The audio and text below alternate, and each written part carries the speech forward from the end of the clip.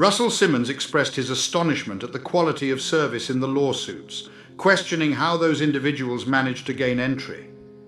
While in Indonesia, Russell Simmons was unexpectedly served with two legal actions, one for defamation and the other for sexual assault. Drew Dixon, a former employee of Def Jam, filed the defamation suit after accusing Simmons of sexual assault in the 2020 documentary On the Record.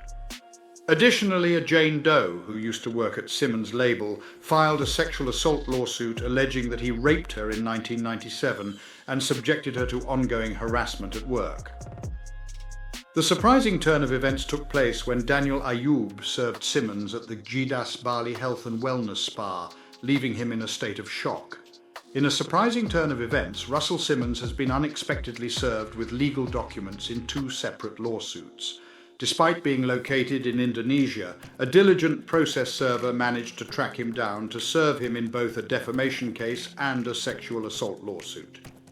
Court documents reveal that Simmons was initially served on March 5th, but the official affidavits of service were not filed until Friday, March 22nd.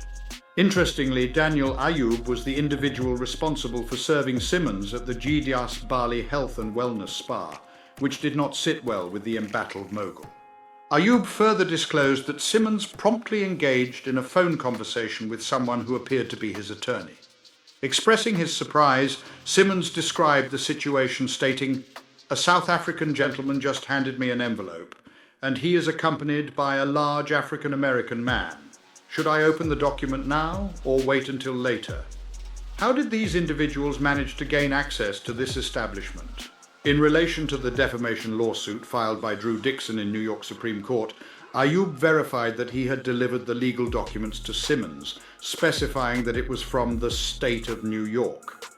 Dixon, a former employee of Def Jam, had previously made allegations of sexual assault against Simmons in the On the Record documentary released in 2020.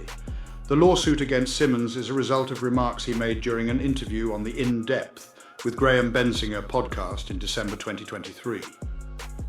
According to Dixon's lawsuit, these comments were part of a deliberate and harmful effort by Simmons to undermine her credibility and tarnish her reputation, thereby preventing her factual reporting of his actions towards her from being believed. Ayub, who is also representing Russell Simmons in a separate sexual assault case brought forth by a former employee at his label, initially filed the suit in February in federal court. The lawsuit, which has been filed under Jane Doe in the Federal Court of New York, accuses the defendant of false imprisonment, battery causing emotional distress, and violating the state's gender-motivated violence law. According to the plaintiff, the individual from Queens extended an invitation to his apartment for professional purposes, but their interaction quickly took a turn when he engaged in wrestling, seemingly attempting to create a playful atmosphere. However, he proceeded to forcefully pin her down on a bed. According to court documents, Miss Doe persistently requested that Mr. Simmons cease his unwanted advances, yet he adamantly declined.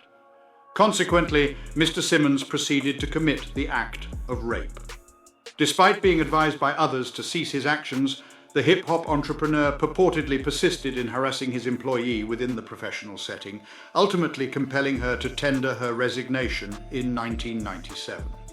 The documented account details instances where he would perch on her desk, encroach upon her personal space in an intimidating manner, and make explicit sexual remarks, insinuations, and advances, all while rubbing the front of his trousers.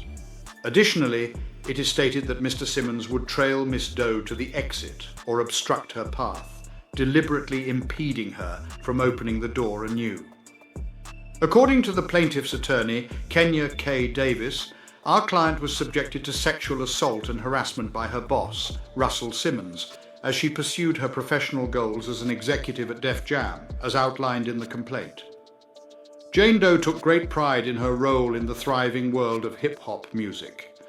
However, her journey in the industry was abruptly halted and diverted by the actions of Mr. Simmons, a prominent and affluent figure whose power and influence shielded him from consequences for his abusive conduct throughout the years.